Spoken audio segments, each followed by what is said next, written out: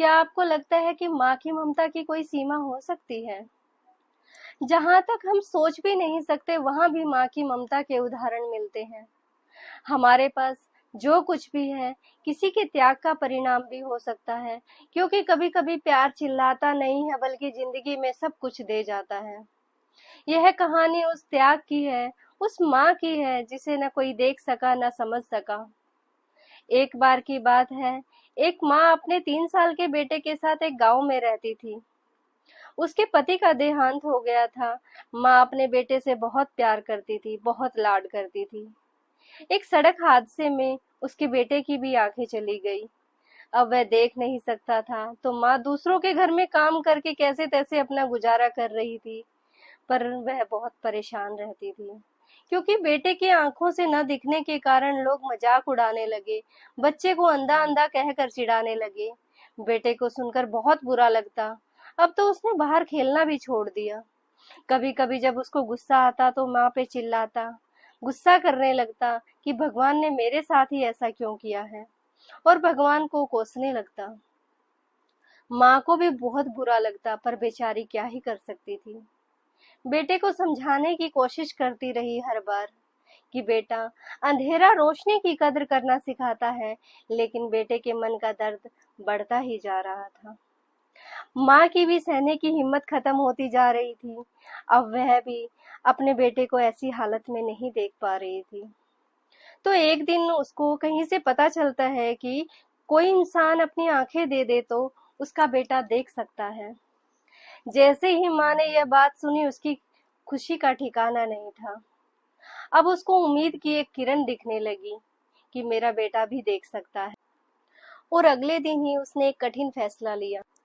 वह एक आंखों के डॉक्टर के पास गई और बोली, मैं मेरी आंखें मेरे बेटे को देना चाहती हूँ। डॉक्टर ने मना किया, पर वह नहीं मानी। कुछ समय बाद ऐसा हुआ कि बेटा बाहर जाता तो उसे उसकी माँ के नाम से चिढ़ाने लगे कि तुम्हारी माँ कितनी बदसूरत दिखती है, कितनी भद्दी दिखती है। कोई उससे बात करना नहीं चाहता था। बेटे ने अपनी पढ़ाई पूरी की और गांव से शहर चला गया। वहां उसने जाके नौकरी की और वहीं पर शादी कर ली और अपनी माँ को भूल गया। माँ उसे बहुत याद करती थी, पड़ोसियों से कहकर चिट्ठियां लिखवाती थी कि बेटा, तुम्हारी बहुत याद आती है, पर बेटे का कोई जवाब नहीं आता।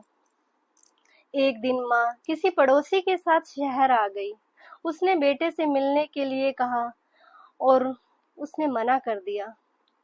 पर उसे पता चला कि उसके बेटे ने शादी कर ली है, तो वह उसके घर पहुंच गई और उसे पता चला कि उसके 2 बच्चे भी हैं।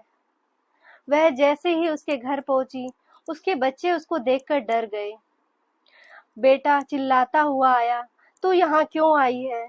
मुझे सबके सामने शर्मिंदा कर दिया। माँ चुपचाप लौट गई गांव। 1 महीने के बाद बेटे को एक खबर मिलती है कि तुम्हारी माँ इस दुनिया में नहीं है।